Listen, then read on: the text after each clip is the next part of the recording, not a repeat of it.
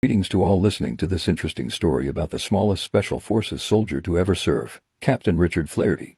I well remember interacting with him during our shared combat tour in Vietnam during 1967 to 1968. Then, he was a first lieutenant and leader of the recon platoon in E Company.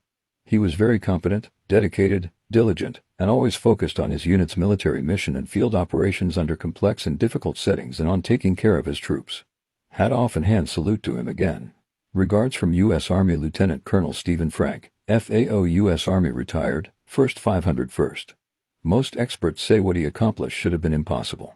Richard J. Flaherty, due to complications at his birth, only grew to 4 foot 9 inches tall, 97 pounds. Coming from a family of military heroes, Richard also wanted to do his part and serve his country.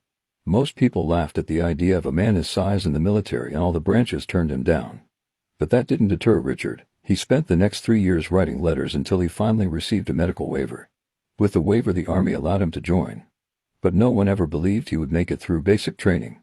His uniforms didn't fit, the equipment was too big, and he was required to carry a backpack during long marches that was almost the same weight as he was. Because of his leg length, marching in step with the rest of his company was incredibly difficult, but Richard kept up. All the obstacle courses were built for average-sized men, but Richard conquered them all. No rules were ever changed for Richard.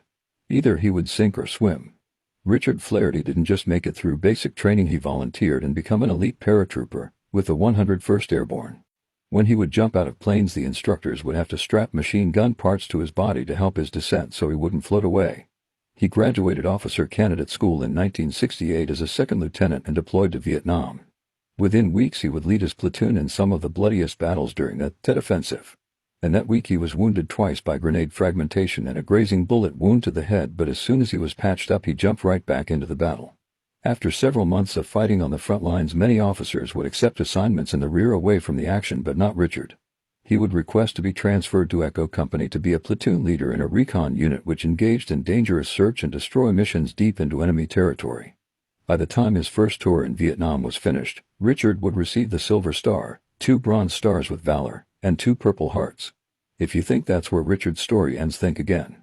Richard would return to the U.S. and become an elite Green Beret with the 3rd Special Forces Group.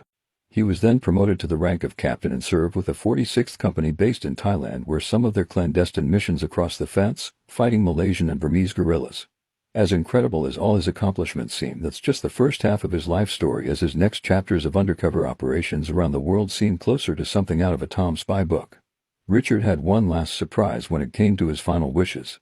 In his will, he acknowledged that even though he knew he was qualified for the highest military burial in Arlington National Cemetery, he instead chose to be buried in a small anonymous cemetery in West Virginia so he could be next to the women he loved for eternity. To learn more about the unbelievable life of America's smallest war hero, please check out The Giant Killer book, audiobook, and documentary. Available worldwide.